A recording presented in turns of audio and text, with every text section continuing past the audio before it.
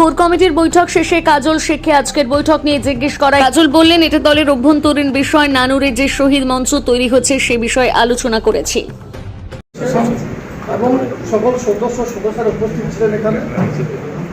আর যেহেতু এগুলো দলের আভ্যন্তরীণ বিষয়, তাই সে বিষয় নিয়ে বহু প্রকাশ করবো না।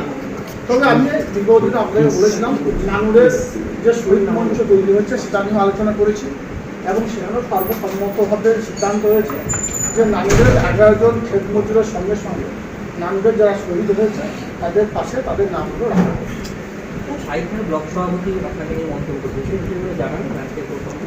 দেখুন, এখানে কোর কমিটির মধ্যে যে বিষয়গুলো আলোচনা হয়েছে সেগুলো খুবই আভ্যন্তরীণ বিষয়। সে বিষয় নিয়ে আপনাদের সামনে আলোচনা করাটা বাঞ্ছনীয় বলে মনে করি।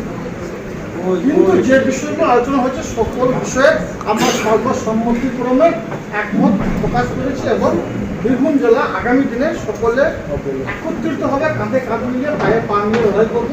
আমাদের বীরভূম জেলা কোর কমিটির চেয়ারপারসন ডক্টর আশিস বন্দ্যোপাধ্যায়